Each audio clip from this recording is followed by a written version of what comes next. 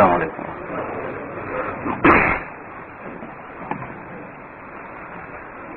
نحمده ونستعينه ونستغفره ونؤمن به ونتوكل عليه ونعوذ بالله من شرور أنفسنا ومن سيئات أعمالنا من يهده الله فلا مضل له ومن يضلل فلا هادي له وأشهد أن لا إله إلا الله وحده لا شريك له وأشهد أن سيدنا ونبينا ومولانا محمدا عبده ورسوله صلى الله تعالى عليه وعلى آله وأصحابه وسلم تسليما كثيرا كثيرا. أما بعد.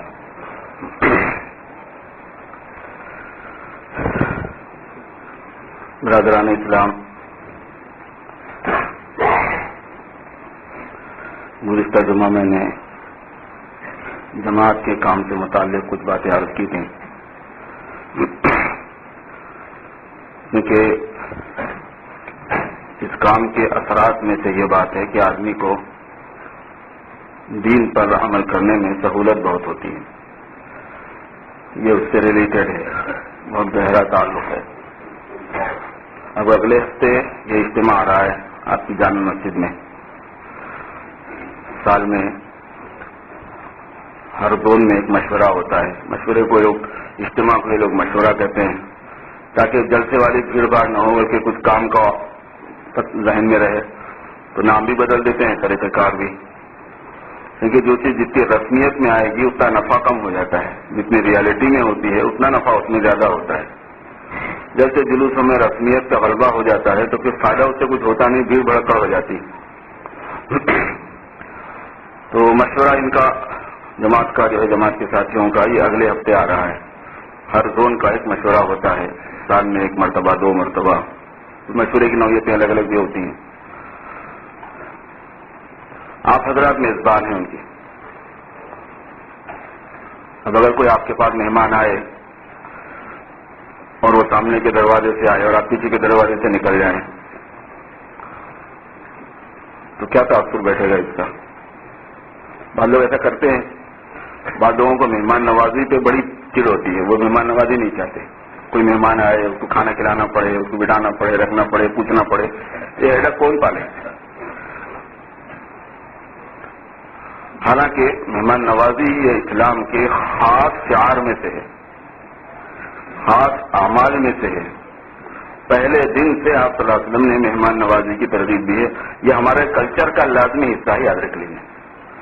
مہمان آئیں، آپ کو خوشی ہو، آپ عزت کریں، خدمت کریں، کھلائیں پلائیں، خرچ کریں، ان کی راحت میں اپنی راحت محسوس کریں. یہ تصور ہے اسلام میں انسانیت کی ہمدردی کا، لوگوں کے ساتھ اچھے سلوک سے پیش آنے کا. بلکہ حضور نے فرمایا کہ جس کو آخرت پر یقین ہے اس کو مہمان نوازی کرنا چاہیے. اتنا بڑا گہرا تعلق. من کان یؤمن باللہ والیوم الآخر فلیکرم ضیفہ. جو اللہ پر اور یوم آخرت پر ایمان رکھتا ہے تو اس کو چاہیے کہ اپنے مہمان کا اکرام کرے. تو ایک مہمان کی مہمان نوازی کرنا یہ ہمارے خاص اسلوب سے ہے. ایک وہ مہمان ہے جو ہمارے ریلیٹیو ہوتے ہیں اور مراد وہاں پر وہی ہے زیادہ.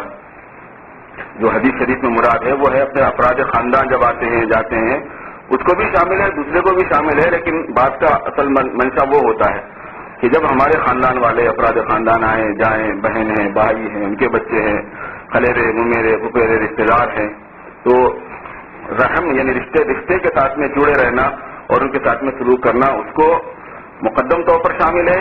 اور اس سے ہٹ کر عام مسلمان مہمان ہوں، کوئی اور مہمان آ جائے، کوئی مسافر مہمان ہو جائے، کوئی اللہ کے راستے کا مہمان آ جائے، ان سب کو بھی یہ حدیث شریف شامل ہے. تو اس لیے میرے دوستو ایک بات تو میں کہہ رہا تھا کہ بہت ساتھیوں کا خیال ہوتا ہے کہ ارے بھائی اجتماع ہے وہاں پہ، وہ اجتماع والوں نے خود ہی جگہ گھیر لی ہے، پوری رات سے وہاں تک پتہ نہیں ہمیں کہاں ہوگا، تنگی ہو جائے گی، چلو ہم دوسری جگہ پڑھتے ہیں، جان بھی چھوٹی اور ان کی رعایت بھی ہوگی. اگر ہم ایسا کریں گے تو پھر یہ تعاون نہیں ہوگا. تعاون کی شکل یہ ہے کہ ٹھیک ہے آپ باہر کے حصے میں پڑھیں، اوپر شاید پنڈال ڈالنے لوگ زیادہ ہو جائیں تو وہاں پڑھیں، لیکن یہ ہے کہ آپ شریک ہوں. ہم میزبان ہیں، ہمارا کام ہے کہ ہم ان کا تعاون کریں اور ان کے کام میں ہیلپ ہو جائے. اپریشیٹ بھی کرنا ہے اور ہیلپ بھی کرنا ہے اور خدمت بھی کرنی ہے اور ان کے کام میں شرکت بھی کرنی ہے. ہماری تو دوہری ذمہ داری ہے کہ بھائی آپ جو کر رہے ہیں بہت اچھا کر رہے ہیں، یہ بھی بولنا ہے اپنے عمل سے اور اپنی زبان سے بھی. اور جو خدمت ہوتی ہے ان کے یہاں ہونے کی وجہ سے وہ کرنا ہے.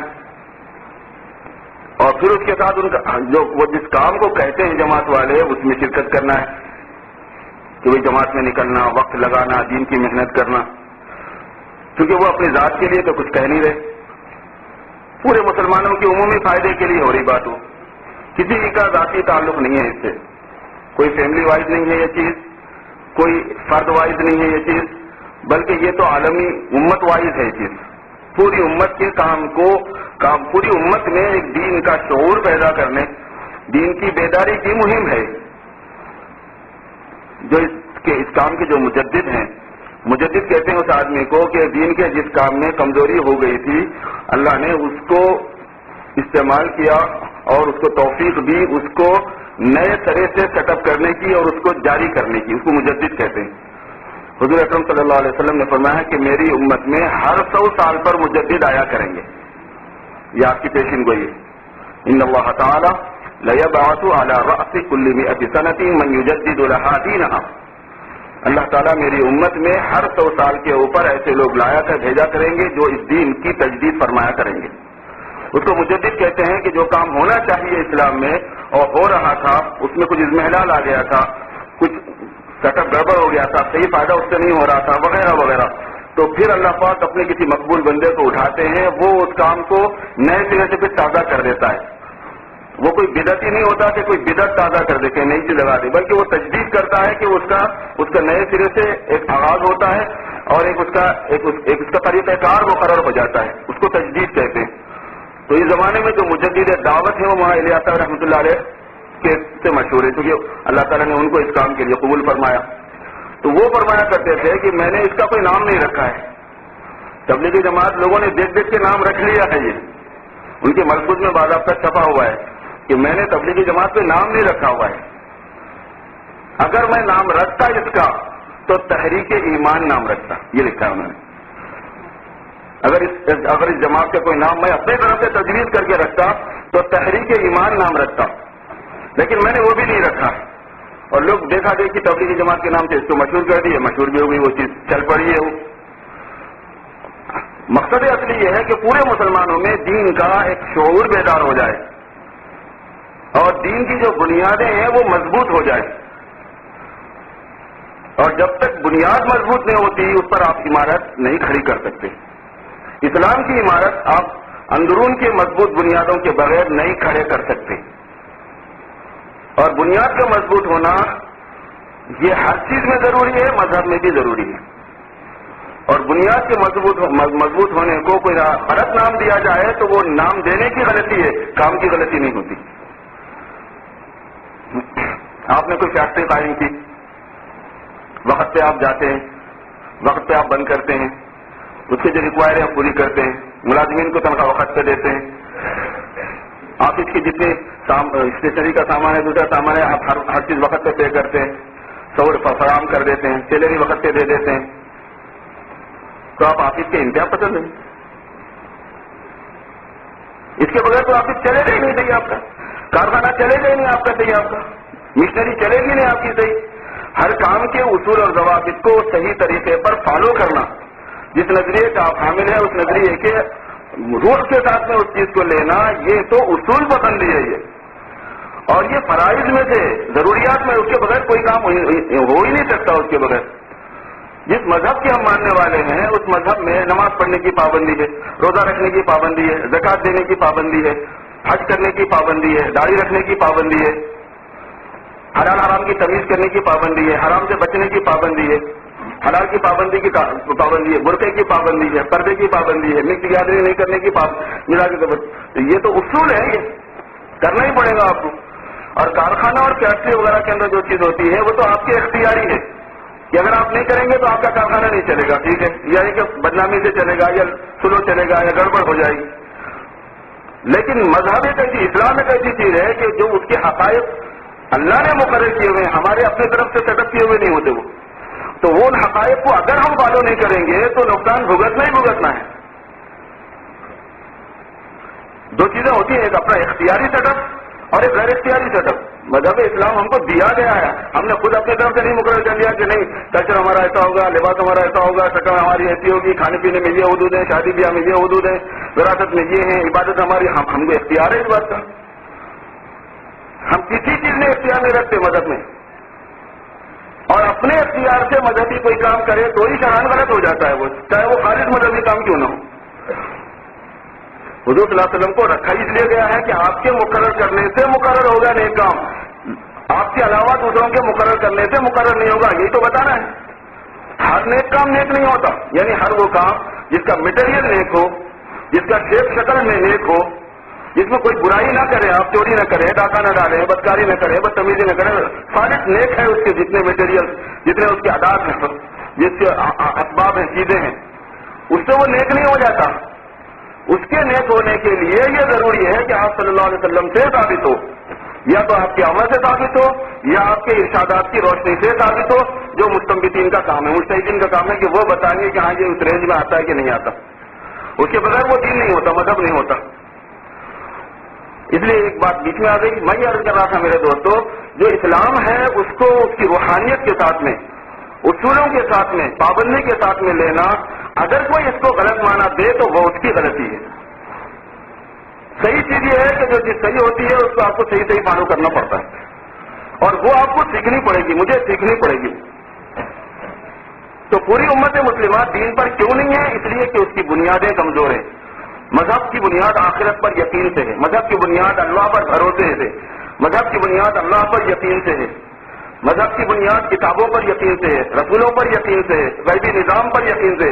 فرشتوں پر ایمان لانے کا مطلب ہے غیبی نظام پر ایمان لانا، کیونکہ فرشتے غیبی نظام کو سنبھالے ہوئے ہیں اللہ تعالیٰ کے حکم سے۔ غیبی نظام پر یقین سے ہے، تقدیر پر یقین سے ہے۔ تو یہ اس مذہب کا سیٹ اپ ہی ویسا ہے، یعنی جس کا وہ یقین کامل ہوگا، مضبوط ہوگا، وہی فالو کر سکے گا، ورنہ نہیں ہوگی اس سے چیزیں۔ وہ بنیاد ہے، وہ اس لیے پھر کچھ چیزوں کی عادت ہونی پڑتی ہے، جیسے نماز کی، روزے کی عادت ہونی پڑتی۔ آپ 7 سال کی عمر میں نماز کی تاکید اسی لیے دی گئی کہ 14 سال کی عمر میں پھر مس نہ ہو، ورنہ 7 سال میں تو فرض نہیں ہے، سب جانتے ہیں، 10 سال میں بھی فرض نہیں ہے، سب جانتے ہیں، 12 سال میں بھی فرض نہیں ہے، سب جانتے ہیں، مگر 7 سال سے حکم دو نماز کا، اور 10 سال میں مارنے کی ضرورت پڑے تو مارو، یہاں تک ہے اگر آپ اپنے ملک میں ہیں تو۔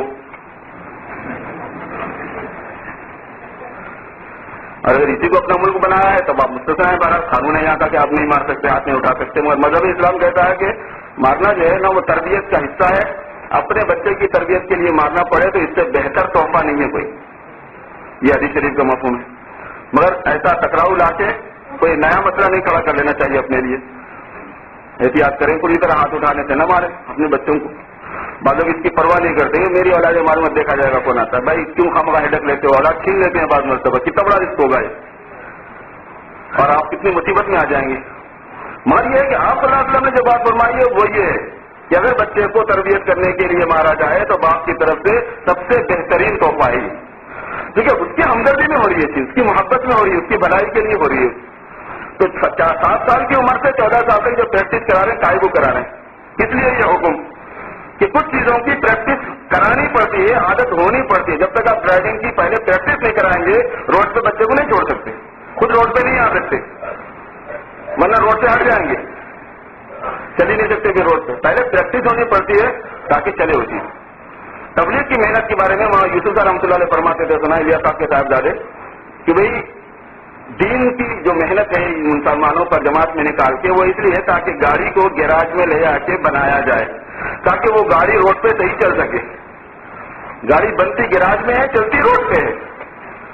آدمی بنتا اللہ کے راستے میں، پھر چلتا اپنے شعبے میں ہے، اپنی بیوی بچوں کے ساتھ، اپنے کاروبار میں، اپنے روزمرہ کی لائف میں۔ بیوی سے چھڑایا نہیں جاتا یہ، بلکہ بیوی کے حقوق کیا ہیں، بچوں کے حقوق کیا ہیں، گھر کے اندر رہنے کا اسٹائل کیا ہے، کیسے رہنا چاہیے، کیسے نوکری کرنی چاہیے، کیسے کھانے پینے میں احتیاط کرنی چاہیے، رہنے سہنے میں احتیاط کرنی چاہیے، یہ روڈ ہے ہماری جس پر ہمیں چلنا ہے۔ ہماری گاڑی اس پر جب چلے گی جب گراج میں یہ گاڑی بنے گی، اور بنے گی اس وجہ سے اس کو اللہ کے راستے میں جانے کو ہوتا ہے۔ تو یہ جو محنت ہے میرے بزرگوں، یہ سارے مسلمانوں کے لیے ہے، اور اساسی بنیادی چیزوں پر ہے جس میں کوئی اختلاف نہیں۔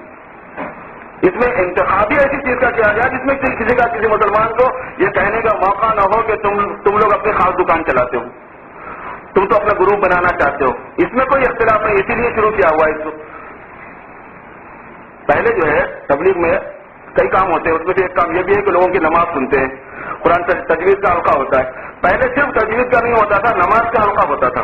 مجھے اچھی طرح یاد ہے بچپن میں، جس میں التحیات بھی سنا جاتا تھا، دعائے قنوت بھی سنی جاتی تھی، اور نماز جنازہ کی دعا بھی سنی جاتی تھی، تاکہ اس کی مشق آدمی کو ہو جائے.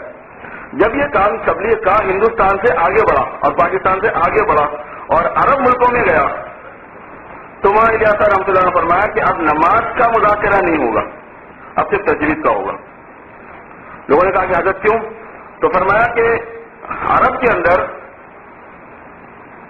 قنوت میں قنوت حضرت حسن جو ہے نا وہ مشہور ہے، اور ہمارے یہاں قنوت ابن مسعود چلتا ہے. دعائے قنوت جو ہے نا اللہم انا نستعینک ونستغفرک، یہ جو ہے یہ قنوت ابن مسعود کہلاتا ہے.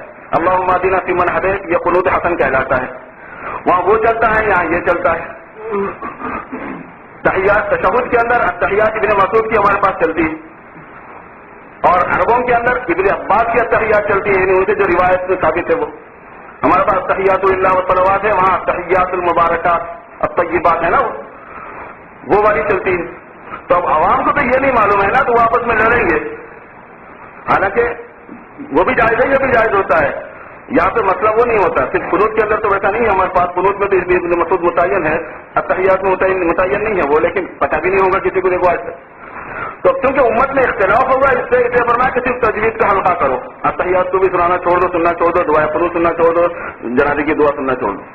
بڑوں کو اتنا اہتمام تھا کہ پوری امت میں ایک ایسی بنیاد پر کام کیا جائے جس میں ان کو اختلاف نہ ہو. نماز پر، ایمان پر، نماز پر، علم حاصل کرنے پر، ذکر کرنے پر، اخلاق سے پیش آنے پر، اخلاق کے ساتھ رہنے پر، دین کے لیے محنت کرنے پر کوئی مسلمان اختلاف نہیں کر سکتا. جب اس کی ڈیٹیل میں جاتے ہیں، اس کی تفصیلات میں جاتے ہیں، تو ظاہر ہے کہ عوام میں جب کوئی کام ہوتا ہے تو عوام اونچ نیچ کرتے ہیں بعض مرتبہ، اس کی وجہ سے لوگوں کو اعتراض ہو جاتا ہے بعض مرتبہ. لیکن اپنی حقیقت کے اعتبار سے یہ پوری امت بہت آسانی سے لے سکتی ہے، اور لے رہی ہے، لیا بھی ہے اس نے. آل ورلڈ سطح پر جو کام سب سے زیادہ دین کا ہو رہا ہے اس وقت، اللہ کے شکر سے وہ یہی ہو رہا ہے، اور یہ اپنی پالیسی کی بنیاد پر پوری دنیا میں پھیل سکا ہے. یہی وجہ ہے کہ جس بزرگ کو اللہ تبارک و تعالیٰ جن کے کسی کام کی تجدید کے لیے استعمال کرتے ہیں نا، اس ٹائم کی حکمت اس کو دیتے ہیں. یہ ان کی حکمت، یہ جن کا پالیسی میٹر ہے تبلیغ کا، اس میں دو چیزیں بہت بنیادی ہیں. انہوں نے کہا کہ تم مسائل میں ڈسکس نہیں کرنا، یہ تمہارا فیلڈ نہیں ہے. اور دوسری بات یہ کہی کہ تم سیاست میں ڈسکس نہیں کرنا، یہ تمہارا فیلڈ نہیں ہے. مسائل کو دین سے نکالتے نہیں ہیں، سیاست کو دین سے نکالتے نہیں ہیں. کہتے ہیں کہ تبلیغ کی محنت کرنے والے کا یہ فیلڈ نہیں ہے، یہ اس کے سبجیکٹ سے فی الحال نہیں ہے. تبلیغ میں ابھی اس کو شامل مت کرو، تبلیغ کا یہ حصہ نہیں ہوتا. کیوں بھائی؟ مسائل میں ڈسکس کرو گے امت پھر ٹوٹے گی. مسائل میں ڈسکس کرو گے تو ظاہر جب مسئلے میں ڈسکس کرے گا تو کبھی بھی حق کو نہیں پاتا. یہ کام علماء کا ہے. مسائل ضروری ہیں، فضائل سے زیادہ ضروری ہے مسائل. اس کے بغیر تو آپ عمل کر ہی نہیں سکتے نا. بھائی وضو کس سے ٹوٹتا ہے، نماز کس سے ٹوٹتی ہے، روزہ کس سے ٹوٹتا ہے، کب صحیح ہوتا ہے، اس کی کیا شرائط ہیں، کیا نہیں ہے، وہ تو بہت ضروری ہوتے ہیں. کیونکہ یہ عوام کا فیلڈ نہیں ہے. اگر عوام کو اس میں اجازت دی جائے گی تو ہر کوئی مفتی بھی بنے گا، پھر ہر طرح کا مسئلہ بھی چلے گا، پھر آپس میں سرپٹول ہوگا، پھر یہ اندرونی خلفشار سے کام نہیں بچ پائے گا. مسائل میں مت جاؤ، مسائل کو سنبھالنے والے بہت ہیں، علماء کرام ہیں. اور سیاست میں مت جاؤ، کیونکہ سیاسی زمانے میں جس چیز کا نام سیاست ہے، آپ کو پتہ ہے کہ اس کا اسلام سے کتنا تعلق ہے. ایک ہے اسلامی سیاست اور ایک ہے موجودہ سیاست کا اسلام سے تعلق. دونوں میں اتنا ہی فرق ہے جتنا زمین اور آسمان کے بیچ میں فرق ہے. تو یہ تمہارا فیلڈ نہیں ہے، تم مت جاؤ، یہ کام تم نہیں کر سکتے. فائدہ اس کا یہ ہوا کہ یہی وجہ سے ہر ملک میں، ہر طبقے میں چلا یہ کام، پوری دنیا میں چل پڑا. مسائل میں کوئی اختلاف نہیں تھا اور پوری دنیا میں چل پڑا کہ پہلے کے سب حکومتوں نے غور و فکر کر کے کہا کہ نہیں، یہ ایسے لوگ ہیں کہ ان سے اپنے کو کچھ لینا دینا نہیں ہے. کئی مرتبہ ہماری ہندوستان کی CID کی بہت مرتبہ نظام الدین آئی تھی. انہوں نے جا کے جو رپورٹ پیش کی تو انہوں نے یہی کہا کہ یہ عجیب لوگ ہیں، یا زمین کے نیچے کی بات کرتے ہیں یا آسمان کے اوپر کی کرتے ہیں، یہ بیچ میں کی کرتے نہیں ہیں. بھیا قبر کی تیاری کرو یا حشر کی تیاری کرو. کہنے کہ جو قوم زمین کے نیچے سے بحث کرتی رہتی ہو ہمیشہ اور آسمان کے اوپر سے بحث کرتی رہتی ہو، ان سے اپنے کو کیا ہے کر لینے دو ان کو. سیاست میں نہیں جاتے. بڑی حفاظت ہے اس سے، کام ہے. دیکھو دین کا ایک شعور مسلمانوں میں عام ہو رہا ہے. یہاں پر ایک بہت علمی کا سوال ہے کہ تھوڑا ٹائم چاہیے تھا مجھے اس کے لیے. خیر 2-1 منٹ میں اگر تھوڑا سا ہو سکتا ہے تو اس کا ایک آئیڈیا دے دیتا ہوں میں. اس کے باوجود کہ اس کی بنیادیں ایسی ہیں کہ اس میں کوئی اختلاف نہیں ہونا چاہیے، نہیں ہے، اور اس کے باوجود کہ طریقہ کار اس کا سب کے لیے اویلیبل ہے، پھر بھی ہم یہ دیکھتے ہیں ایک مسلمانوں کی جماعت کی نمائندگی کرنے میں بول رہا ہوں، ایک معنی میں یعنی ان کی طرف سے سمجھیے 1 منٹ کے لیے بول رہا ہوں، پھر بھی ہم یہ دیکھتے ہیں کہ جماعت میں آنے جانے والا کسی ایک سائڈ میں ہو جاتا ہے، جو سمجھ گیا وہ سمجھ گیا کہ بھائی ان کا اپنا ایک گروپ ہے، ان کا اپنا اسٹائل ہے، وہ لوگ کٹ جاتے ہیں کچھ لوگوں سے، وہ ایک سائڈ میں ہو جاتے ہیں، وہ ایک گروپ کے حامی ہو جاتے ہیں۔ اس کی اصل وجہ میرے دوستو یہ ہے کہ حق تو سب نہیں ہے پورے گروپ میں، حق سب میں نہیں ہے۔ امت مسلمہ میں 73 فرقے ہیں، حق سب میں کہتا رہے گا۔ جب آدمی دین کی فکر کو لے کر چلتا ہے تو اس کے ذہن پر ایک چیز کھل جاتی ہے کہ حق کدھر ہے۔